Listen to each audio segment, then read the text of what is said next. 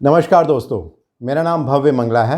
मैं IATF qualified auditor हूँ। पिछले 17 सालों से ऑटोमोटिव सेक्टर में ऑडिट कर रहा हूँ। एक और बेहतरीन टॉपिक में लेके आया हूँ, क्या की डिफरेंस है बिटवीन रिस्पॉन्सिबिलिटी एंड अथॉरिटी। जब तक ये वीडियो ख़त्म होगा आपको क्लैरिटी हो जाएगी कि रिस्पॉन्सिबिलिटी का मतलब क्या है, अथॉरिटी का मतलब क्या है, क्या पर्पस है। अगर हम ISO 9000 के पर्सपेक्टिव से देखें रिस्पॉन्सिबिलिटी एंड अथॉरिटी का क्या क्या की डिफरेंसेस हैं और क्या प्रेजेंट चैलेंजेस हैं इस समय जो इंडस्ट्री फेस कर रही है with respect to responsibility and authority, अगर उसको हम ISO 9000 और IATF 16949 के हिसाब से देखें।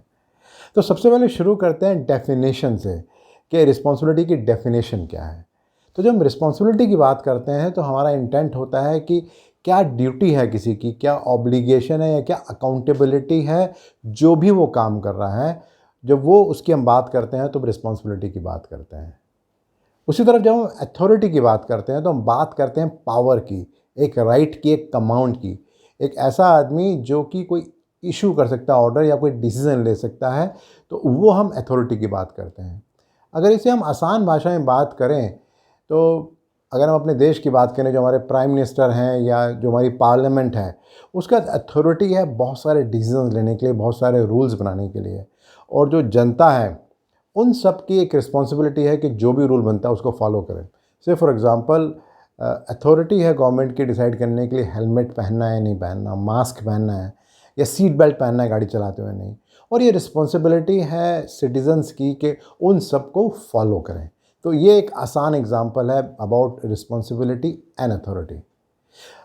आगे जाने से पहले समझना बहुत ज़रूरी है कि क्या पर्पस है, कि क्यों स्टैंडर्ड बात करता है रिस्पॉन्सिबिलिटी एंड अथॉरिटी की। अगर हम किसी भी कंपनी का क्वालिटी मैनुअल देखेंगे तो उसके अंदर हमें डिटेल में डेफिनेशन मिलेगी रिस्पॉन्सिबिलिटी एंड अथॉरिटी की। ये अलग बात है कि एक्चुअली में वो फॉलो होता है नहीं होता, बट जो की पर्पस हैं, जो 5 की पर्पस हैं रिस्पॉन्सिबिलिटी एंड अथॉरिटी जो ISO 9000 और IATF कहता है, उसमें जो सबसे पहला है वो है कि मैनेजमेंट सिस्टम क्या कन्फर्म कर रहा है रिक्वायरमेंट को। जो भी मैनेजमेंट सिस्टम की रिक्वायरमेंट है वो क्वालिटी भी हो सकता है, एनवायरनमेंट भी हो सकता है, सेफ्टी भी हो सकता है। देन जो दूसरी रिक्वायरमेंट है वो रिक्वायरमेंट है कि जो भी इंटेंडेड रिजल्ट्स हैं, जो भी हमने ऑब्जेक्टिव सेट किए हैं, क्या वो मीट हो रहे हैं। वो ऑब्जेक्टिव्स हो सकते हैं क्वालिटी के बारे में हो, सेफ्टी के बारे में हो, कोई कस्टमर की रिक्वायरमेंट के बारे में हो, क्या वो मीट हो रहे हैं नहीं हो रहे, वो बहुत इंपॉर्टेंट है।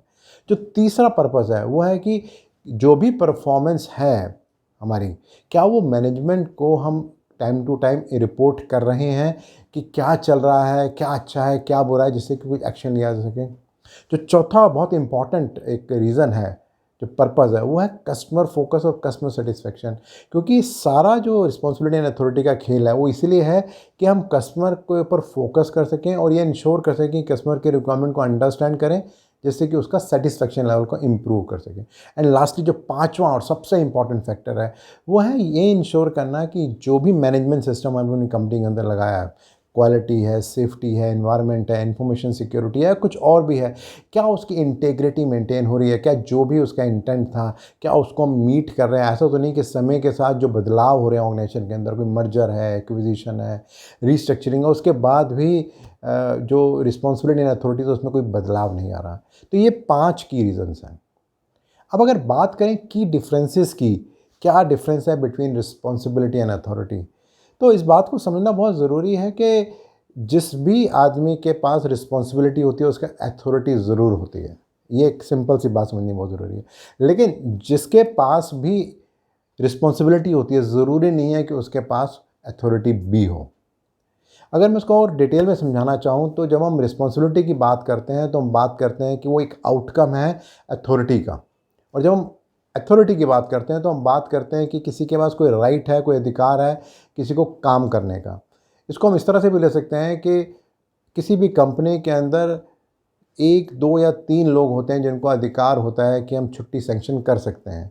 लेकिन उसको फॉलो करना, उसको इम्प्लीमेंट करने के लिए मे भी हो सकता है इस कंपनी के अंदर 50, 100 या 1000 आदमी होंगे जो उसको फॉलो करते हैं। ये उनकी रिस्पॉन्सिबिलिटी है उसको फॉलो करना। अगर हम दूसरे में बात करें तो जब हम रिस्पॉन्सिबिलिटी की बात करते हैं तो हम बात करते हैं ability to follow the orders, जो भी ऑर्डर दिया गया उसको फॉलो करना है। और जब हम अथॉरिटी की बात करते हैं तो हम बात करते हैं ability to give the order, कि उनके पास वो अधिकार दिया गया है कि जो वो काम कहेंगे उस काम को सबको करना है। एक और इंटरेस्टिंग वे इसको समझने का यह है कि जो रिस्पॉन्सिबिलिटी होती है वो एकदम ख़त्म हो जाती है। जैसे कोई भी आपको टास्क दिया, जैसे फॉर एग्जांपल आपको काम दिया है करने के लिए कि आपको ये पर्टिकुलर डॉक्यूमेंट है चेक करना है, तो जैसे ही आपने उसको चेक किया आपकी रिस्पॉन्सिबिलिटी ख़त्म हो गई। बट अगर हम अथॉरिटी की बात करें तो वो कंटिन्यूसली उस आदमी के पास हमेशा चलती है जब तक उसको वो जिम्मेदारी दी गई है। एक दूसरे वे में कहा जाए कि जो अथॉरिटी होती है वो डेलीगेट की जाती है from senior to junior, but जब हम रिस्पॉन्सिबिलिटी की बात करते हैं तो वो जनरली कभी भी डेलीगेट नहीं की जाती। इसी हिसाब से अगर हम कहें जो अथॉरिटी होती है वो ऊपर से नीचे की तरफ आती है, और जो रिस्पॉन्सिबिलिटी की बात करते हैं वो नीचे से ऊपर की तरफ आती हैं। इसको अगर एक दूसरे एग्जांपल से बात करें, जब हम रिस्पॉन्सिबिलिटी की बात करते हैं किसी भी फैक्ट्री के अंदर, तो जो जॉब सेटअप करना है, जो इन प्रोसेस इंस्पेक्शन करना है, जो रिकॉर्ड्स बनाने हैं, वो सब का सब एक तरह से कह सकते हैं कि रिस्पॉन्सिबिलिटी का पार्ट है। और जब हम अथॉरिटी की बात करते हैं तो हम बात करते हैं कि क्या किसके पास अधिकार है प्रोडक्शन रोकने का या शिपमेंट रोकने का, अगर क्वालिटी ठीक नहीं बन रही है तो वो हम अथॉरिटी की बात करते हैं। एक बहुत इंटरेस्टिंग बात रिस्पॉन्सिबिलिटी एंड अथॉरिटी की है कि इसका एक बैलेंस होना बहुत ज़रूरी है। अगर किसी को हमने बहुत सारी अथॉरिटी दे रखी हैं और उसके पास रिस्पॉन्सिबिलिटीज़ बहुत कम है तो भी दिक्कत होती है। कई बार ऐसा देखा जाता है जो फैमिली रन कंपनीज होती हैं वहाँ पे अक्सर ऐसा होता है कि एक ही आदमी के पास सारी की सारी अथॉरिटी होती हैं, तो कुछ समय तक तो व्यवस्था ठीक चलती है बट उसके बाद सब कुछ ख़राब होने लगता है। और उसी तरह से अगर दूसरे में लिया जाए, जब बहुत सारी रिस्पॉन्सिबिलिटीज़ हम लोगों को दे देते हैं और साथ में उनको वो अथॉरिटी नहीं देते हैं, ये जो बहुत कॉमन चीज़ है ये अक्सर देखी जाती है एमआर के केस में, मैनेजमेंट रिप्रेजेंटेटिव के केस में, कि उसकी जिम्मेदारी है क्वालिटी मैनेजमेंट सिस्टम या एनवायरनमेंट मैनेजमेंट सिस्टम को मेंटेन करना, बट उसके पास अथॉरिटी बहुत कम होती है। और शायद यही कारण है कि इस कारण से जब ये नया वर्जन आया था 2015 में, तो उस समय एमआर वर्ड हटा ही दिया गया था क्योंकि उनको लगा कि इसका मिसयूज़ ज़्यादा हो रहा है बजाय यूज़ होने के। अगर बात की जाए कुछ की चैलेंजेस की विद रिस्पेक्ट टू इंडस्ट्री, तो सबसे पहले तो ये समझना बहुत ज़रूरी है कि किसी भी ऑर्गेनाइजेशन में क्वालिटी की रिस्पॉन्सिबिलिटी किसकी है, प्रोडक्शन की या क्वालिटी की। जो दूसरा इंपॉर्टेंट चैलेंज है वो समझना है कि जो भी ऑर्गेनाइजेशन है जब वो असाइन करता है रिस्पॉन्सिबिलिटीज़, क्या वो ये भी इंश्योर करता है कि मैं कुछ लोगों को अथॉरिटीज़ भी दूं जिससे कि वो कुछ डिसीजन ले सके, या वो सब कुछ सेंट्रलाइज सब मैनेज किया जाता है। ऐसा बहुत सारी कंपनी में ऐसा देखा जाता है। दैन एक और बहुत इंपॉर्टेंट चीज़ है कि ऐसा कितनी बार होता है कि जो टॉप मैनेजमेंट है वो अपनी अथॉरिटी को यूज़ करता है इस बात को देखने के लिए कि ऑर्गेनाइजेशन के अंदर क्वालिटी मैनेजमेंट सिस्टम कितना इफेक्टिव है। सो अगर मैं समरी की बात करूं रिस्पॉन्सिबिलिटी एंड अथॉरिटी की, तो रिस्पॉन्सिबिलिटी है आउटकम ऑफ अथॉरिटी, और जो अथॉरिटी है वो एक राइट टू कमांड। जो रिस्पॉन्सिबिलिटी है वो नीचे से ऊपर की तरफ जाती है, जो अथॉरिटी है वो ऊपर से नीचे की तरफ जाती है।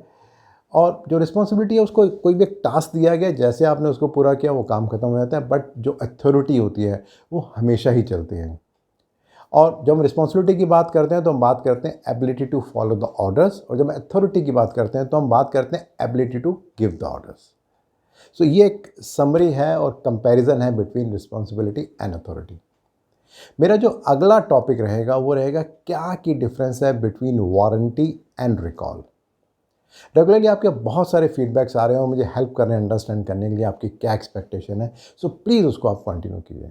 और अगर आपको लगता है कि इस तरह के वीडियोस और इस तरह के जो ब्लॉग्स हैं वो आपको यूज़फुल लग रहे हैं, आपको अच्छे लग रहे हैं, तो आप मेरे यूट्यूब चैनल और मेरी वेबसाइट भव्य मंगला को सब्सक्राइब भी कर सकते हैं। और अगर इस पर्टिकुलर वीडियो को आप और डिटेल में जानना और समझना चाहते हैं तो नीचे एक लिंक मिलेगा, वहाँ आप क्लिक करेंगे तो एक ब्लॉग होगा, उसको आप देखेंगे तो और डिटेल में आपको इस पर्टिकुलर टॉपिक के बारे में जानकारी मिलेगी। धन्यवाद।